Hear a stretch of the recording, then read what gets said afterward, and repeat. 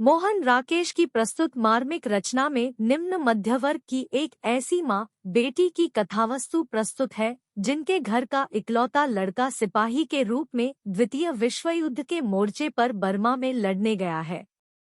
वह अपनी माँ का इकलौता बेटा और विवाह के लिए तैयार अपनी बहन का इकलौता भाई है। उसी पर घर की पूरी आशा टिकी हुई है। वह लड़ाई के मोर्चे से कमाकर लौटे तो बहन के हाथ पीले हो सके। माँ एक देहाती भोली स्त्री है।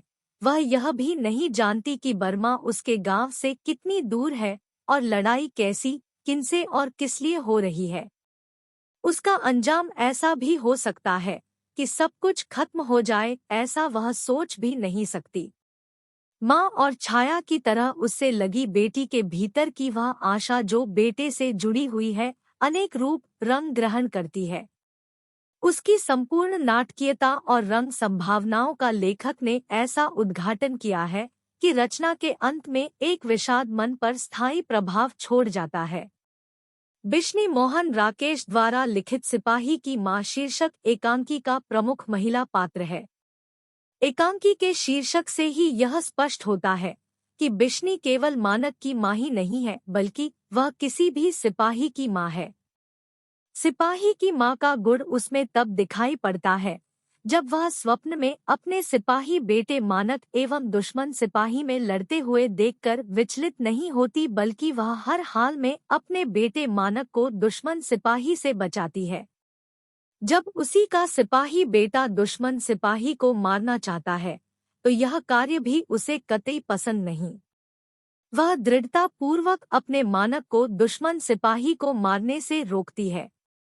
वह मानक से कहती है कि वह भी हमारी तरह गरीब आदमी है।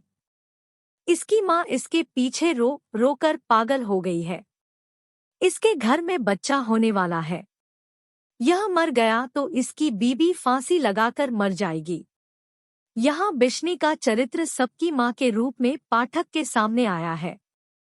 वह केवल मानक की माँ नहीं है, वह सबकी माँ है।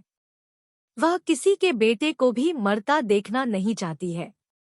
वह सही अर्थ में एक माँ है। इसलिए यह कहना उचित है कि बिश्नी के मातृत्व में किसी भी सिपाही की माँ को ढूंढा जा सकता है। मोहन राकेश के सिपाही की मां एकांकी नाटक में ऐसे बहुत से दृश्य उभर कर आते हैं जिनमें रंग संयोजन या निर्देशन का सफल प्रयोग हुआ है। कई दृश्य इतने मार्मिक हैं कि वे बहुत देर तक मन मस्तिष्क पर अपनी आभा छोड़े बिना नहीं रहते। मार्मिक प्रसंगों द्वारा एक से बढ़कर एक दृश्य उभरकर बेचैनी पैदा कर देते हैं। ज़ेहन में चिंतन की रेखाएं साफ दिखाई पड़ती है।